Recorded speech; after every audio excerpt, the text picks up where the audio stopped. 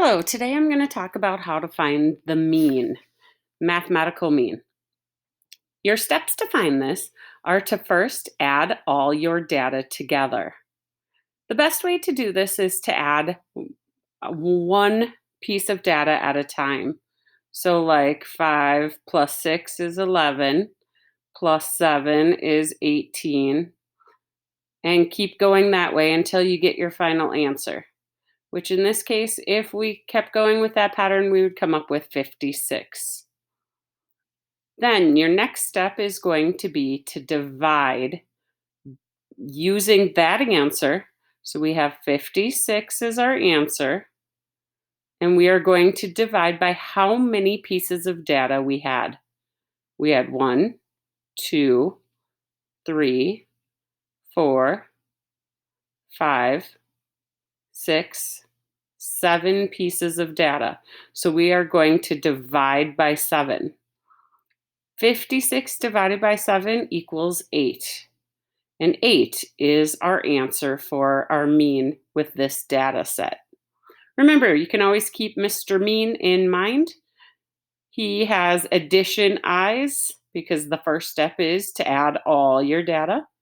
And then your next step is to divide by how much data you had. So that's the basic steps of finding mean. Now I'm going to show you some more tricky, difficult problems that can be part of if you want to give the extra problems a try. The first kind of problem that you're going to see is finding mean with decimal numbers. To the very first step, you still have to add all your data pieces together.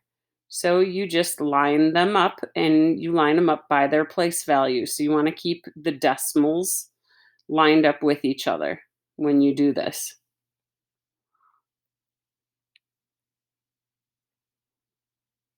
Eventually, you're going to get to carryover amount. The carryover amount works the exact same as when you're adding whole numbers, except for you just put it into the next place value over. So this next one that we're going to get right here will show that. 7 plus 4 is 11. So we put the 1 here. We can carry the other one over to the next column. And we keep our decimal in place. So we still have it in order. Our very next one, we're going to keep adding these together until we get to our final answer. If you run out of space, you can always start making another column, but it still is best to add one at a time to find your amounts.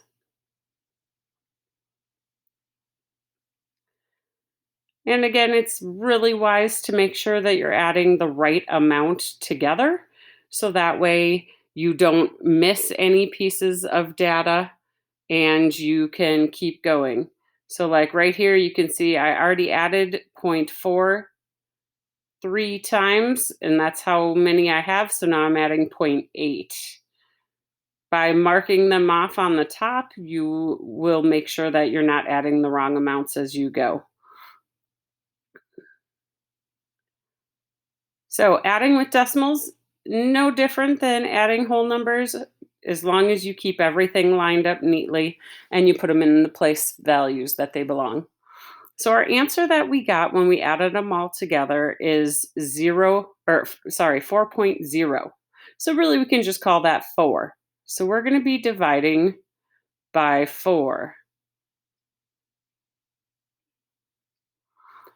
Now we want to count how many pieces of data we have. 1, 2, 3, 4, 5, 6, 7, 8. So we're going to divide by 8. 8 cannot go into 4. It goes in 0 times. Now, this is where we can keep adding boxes in our division. Where we add the box, the next box, we have to put a decimal. So we're going to carry our 4 up to that next box. And because this is a new box, we had a 0 in the box at the end of it. 8 goes into 40.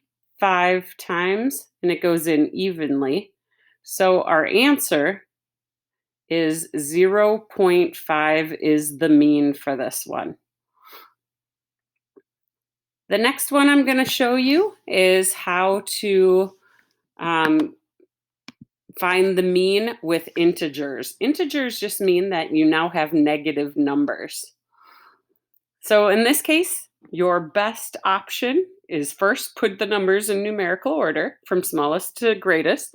The smallest number is going to be your biggest negative number until you get closer to 0, and then you go into the positive numbers away from 0. So that's how you order integers. When you add, your best thing to do is add all your negative numbers in a column and add all your positive numbers in a column. You don't have to worry about the negative symbol when you're adding them because you're just adding negative numbers together. And so if it was a negative plus a negative, you're getting a bigger negative number. And that's why it's nice to add all of the same kind of numbers together right away, because you will end up with an answer that makes sense. So I just added all of my negative numbers together and I got the answer of 18.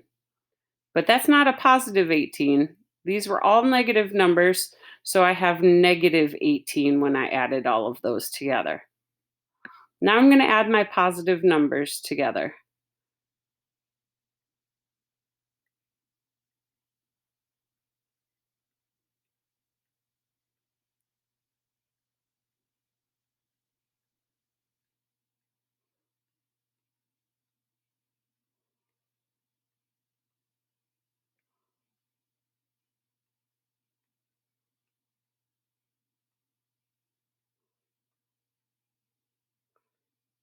Kind of running out of space there. Sorry about that. And we get 22 as our positive number there. So if I have a 22 and I have a negative 18, when I combine them together, all I have to do is subtract because we're finding the difference between our positive numbers and our negative numbers. And we come out with 4. So when I combine all of those positive numbers and all of those negative numbers together, I get 4 as an answer. So we're going to be dividing by 4, or dividing with 4 inside. Now we got to count how many pieces of data we have. 1, 2, 3, 4, 5, 6, 7, 8, 9, 10, 11 pieces of data. So we're dividing by 11. 11 cannot go into 4, so it goes in 0 times. We get 4 left over. Again, we can keep adding boxes after our original amount, and in all these boxes, we would just be putting a 0 at the end of them. And you can keep going on and on and on after a decimal when you're dividing. So we're going to bring that 4 up into this next box here, and we get 40. 11 goes into 40 3 times. We get 33. When we subtract, we're going to get 7. So now we get 70. 11 goes into 70 6 times. And we get 66. When we subtract, we get 4. And we get 40 again. Notice we already had 40 here.